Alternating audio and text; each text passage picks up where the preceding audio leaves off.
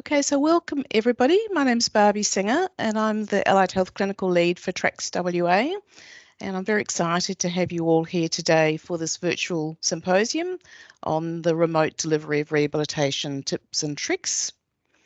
But before we start, I'd like to acknowledge the traditional custodians of the land on which we all meet.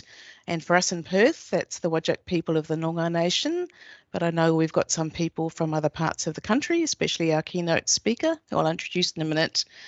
So we'd like to pay our respects to their elders past and present, and also like to pay my respects to any Aboriginal or Torres Strait Islander peoples in the room with us today. So for those of you who don't know about the Training Centre in Subacute Care, TRACS WA are a statewide education and training unit here in Perth, and we run a lot of different training as well as our communities of practice. So I'm not going to go through this now, but if you're interested in any of our training, all of which is virtual at the moment for obvious reasons, please get in touch with us and we can talk about how we can support your training needs. So we also run quite a number of communities of practice, and this WA COVID rehab community of practice commenced right back in March 2020 when we saw a need to put a little bit more focus on the rehab issues associated with COVID-19. So there was a lot of talk about preparation, surge planning in acute care, but we were aware right from the beginning that there was going to be a need to consider later rehab needs for people who had COVID, for people who had late COVID, and also for the impact of COVID surge planning on acute care. So in November last year, we developed a discussion paper that really just raised some of our concerns about those issues, and we just sent it out through the community of practice so that it could kind of rise up from the grassroots to the relevant people who might have some influence on planning. So if any of you are interested in that paper, please get in touch. And that's all for me from me for the moment, and I'm going to hand over to our keynote speaker. So Coralie English is a physiotherapist by background, and I guess a neurological physio, and she's spread her wings quite a lot since we first met. We've decided it was 17 years ago. And Coralie has her affiliations on her first slide, which I'm going to share now, aren't I? That's what we decided. Yes, I'm going to hand over to you now, Coralie. Thank you very much. Thank you, Barbie. Thanks for having me as well. Hopefully the slides will appear in a minute. As it turns out, Teams my end won't let me share my own screen. Yeah, there they are. Thank you, Barbie. So I'll be doing, I don't like doing this. I feel very awkward, but I will be saying next slide, please. Barbie, if you could slide down. But so I would also like to do an acknowledgement to country and say that I'm presenting to you from the lands of the Pambalong clan of the Awabakal people, lands that remain unceded, and also pay my respects to elders past, present and emerging, and any Aboriginal Torres Strait Islanders people with us today as well. So yes, my sort of credentials, I suppose, for this talk. Sorry, Barbie, could you flick back to the first one? I forgot to mention that. Thank you. Is that I sit within the University of Newcastle now.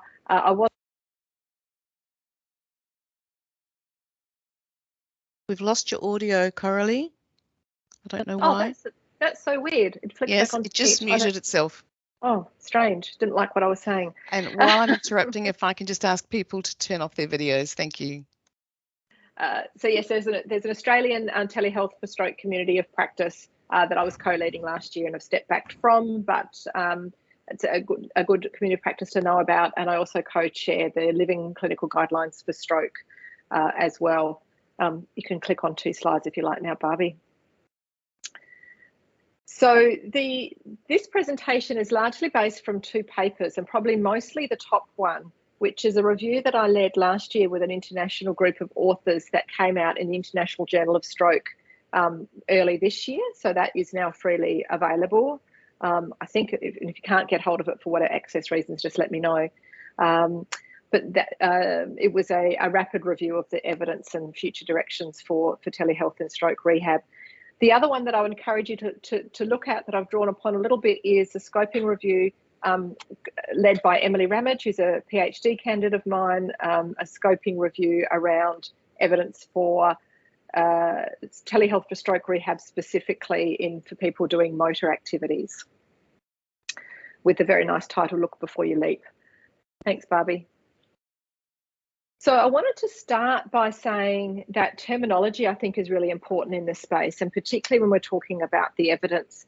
And we talk about telehealth, we talk about tele-rehab, we talk about tele-stroke, we talk about virtual care.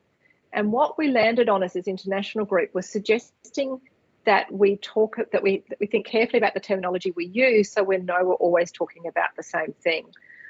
One of the things that I am a bit concerned about is when virtual care is used as a term, because I think it can easily be conflated with virtual reality type interventions, which can be provided remotely, but can also be an intervention that you provide in person. Next slide, thanks, Barbie.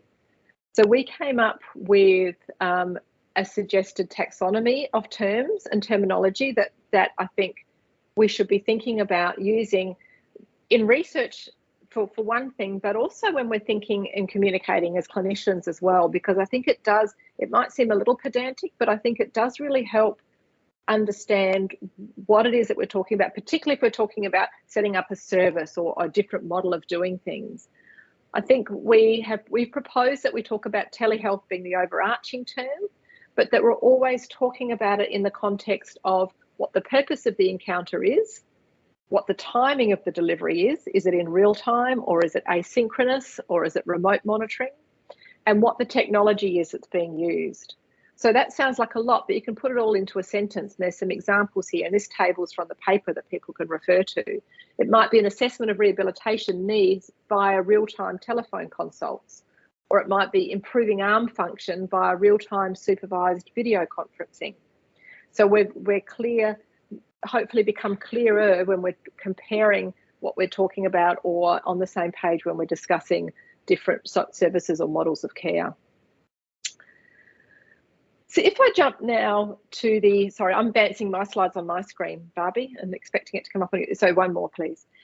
If we start talking about the evidence base here, back one, Barbie. To talk about the evidence base in telehealth is really tricky, because as that first dot point says, asking whether telehealth is effective is a bit like saying, does rehab work?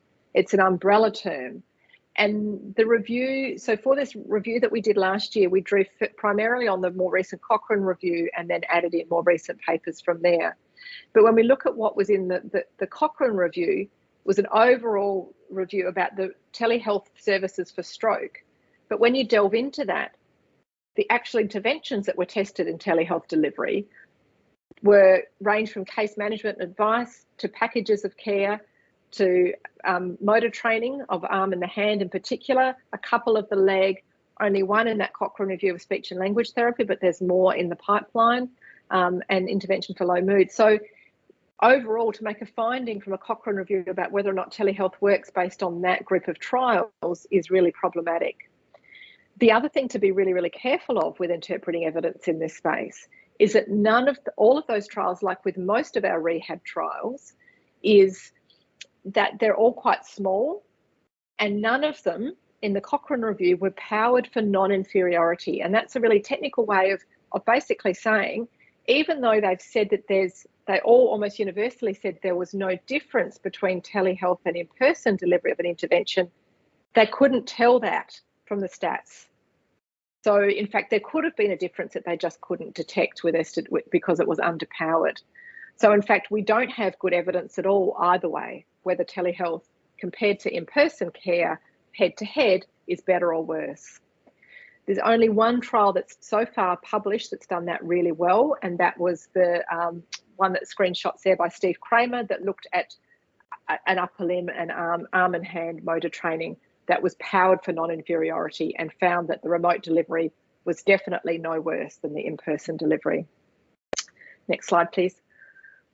So my take home for this from an evidence point of view is, should we be doing more randomised trials that compare to in-person delivery? And my argument is no, we should be looking at doing implementation trials and measuring implementation carefully.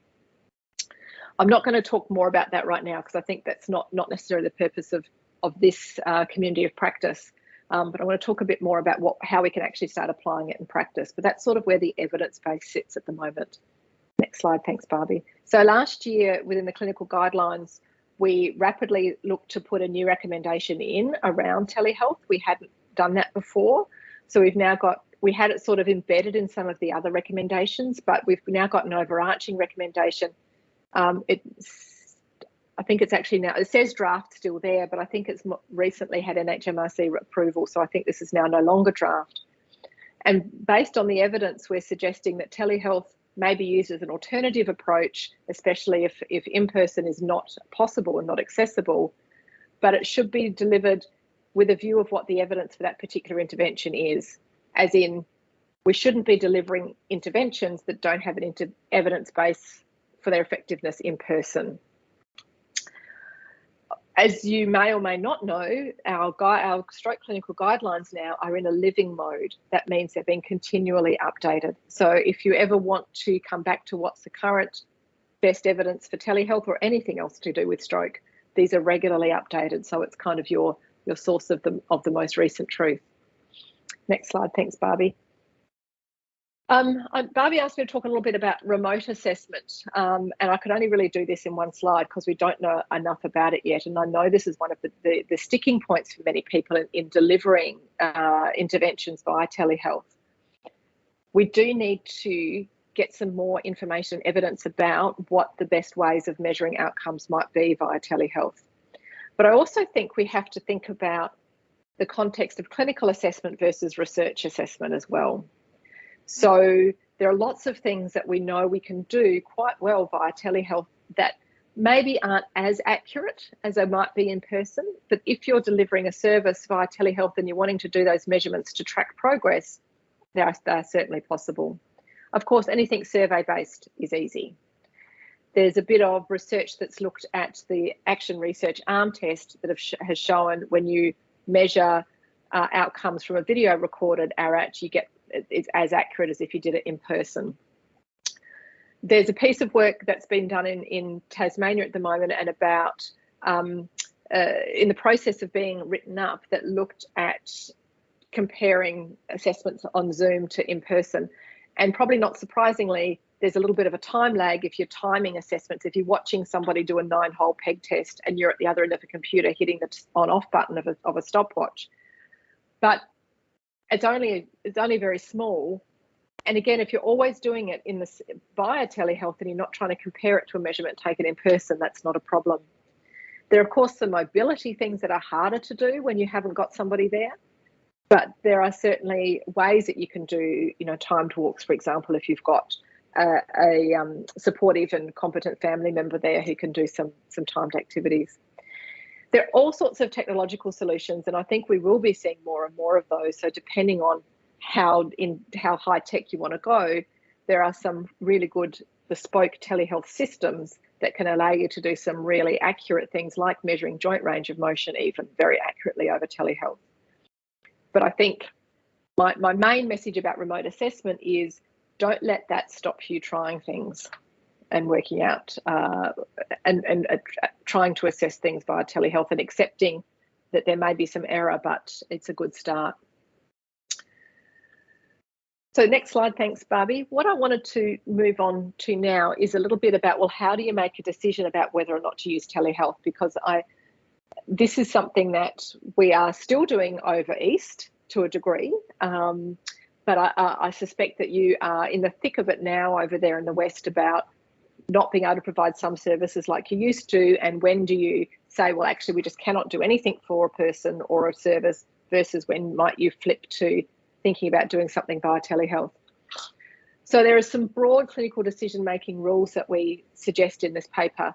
And the first one is, what's the evidence base for the intervention itself? So if there's no direct evidence for telehealth delivery, which in the case for stroke, there really isn't.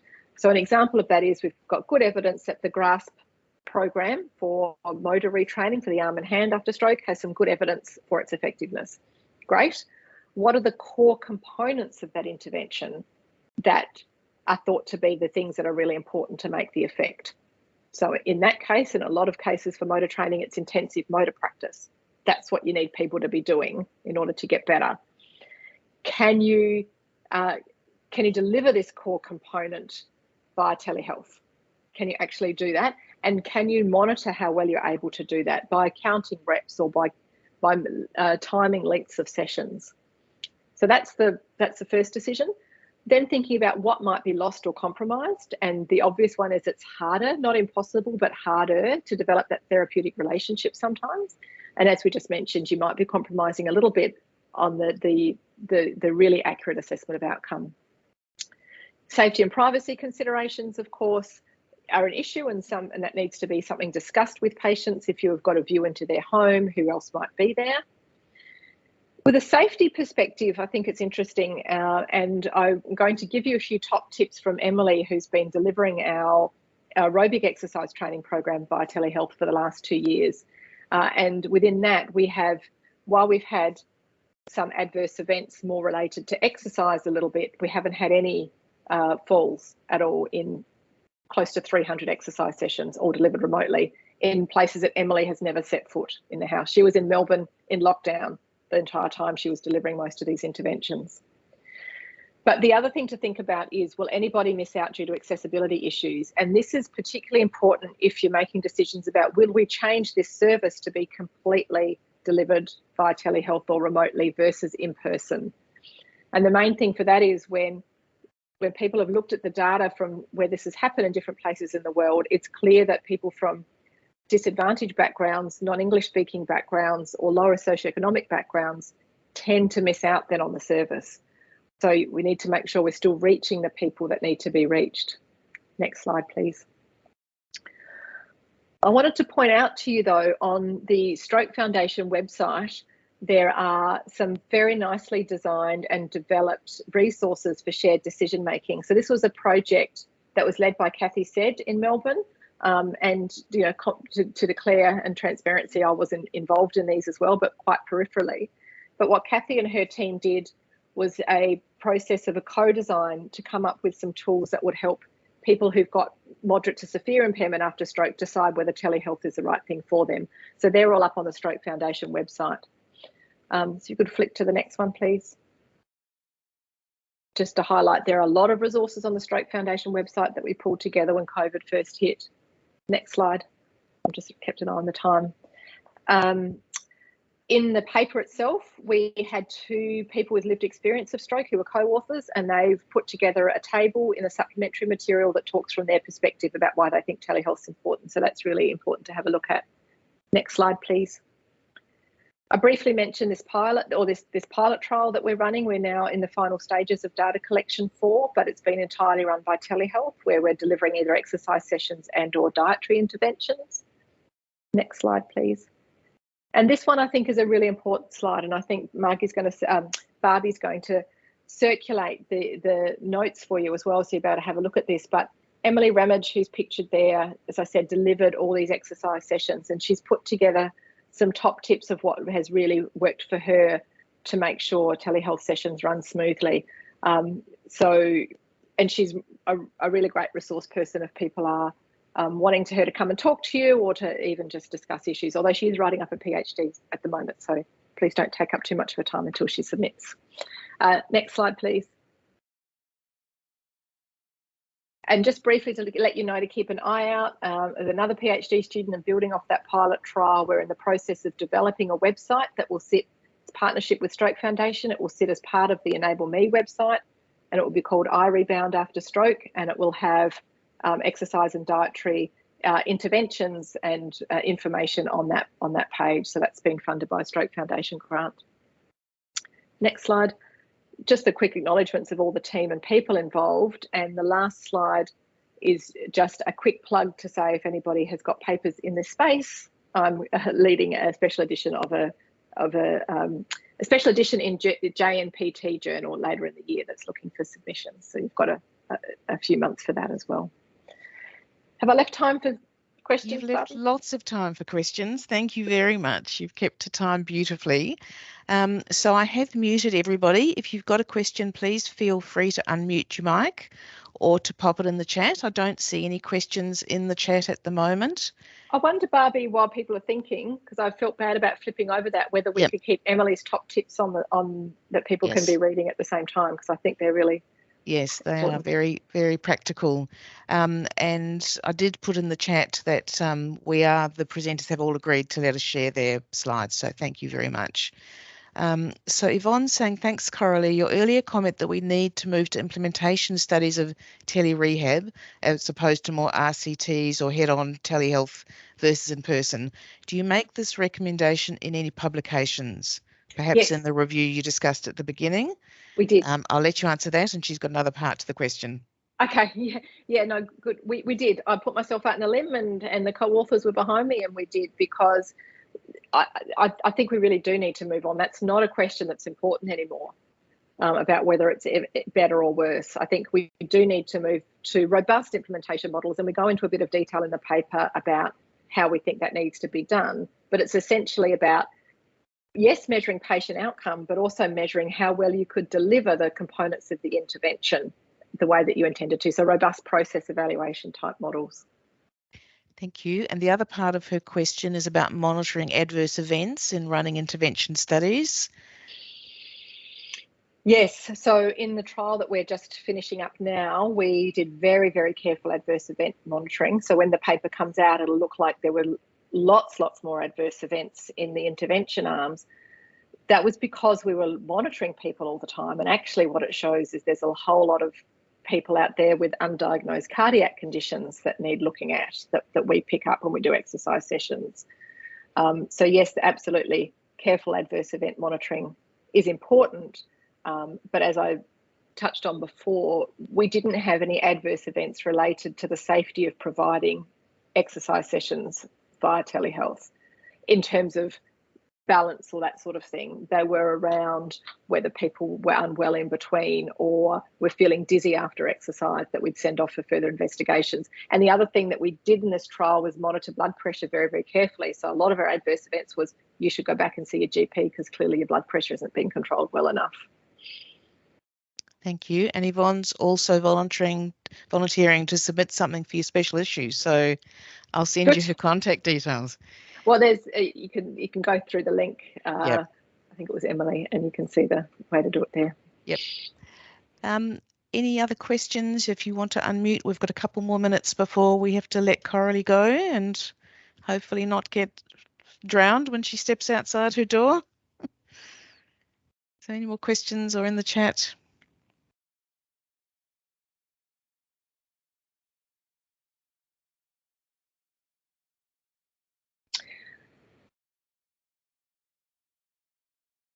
I saw something flash up, Barbie. Sorry, there's a code blue being announced outside my door. Do people use wearables to monitor heart rate, etc., during exercise classes or in rehab centres?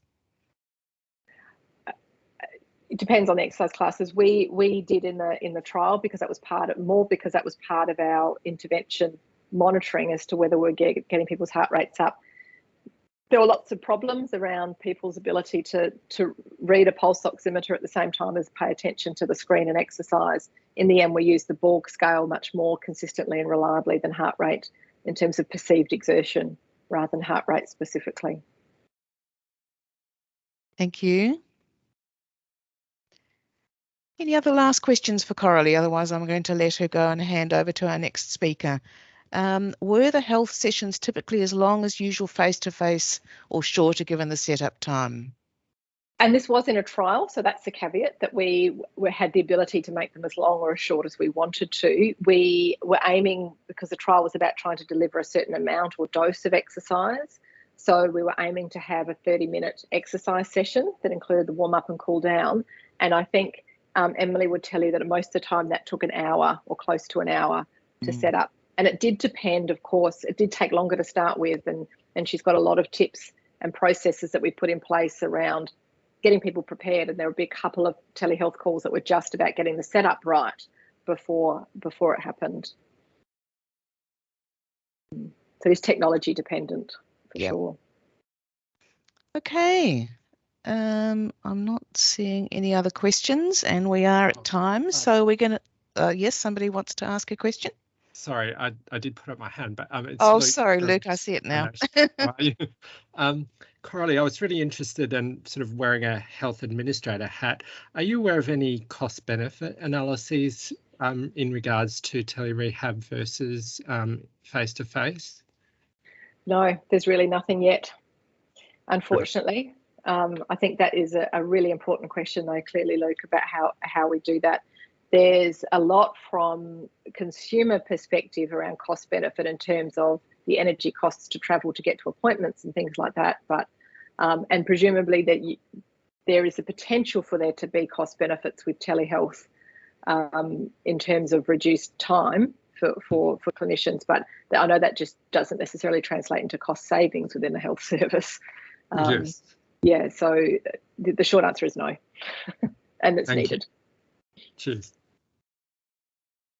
Okay, well, thank you very much for your time, Coralie, and thank you very much for your presentation. Lots of interesting things for us to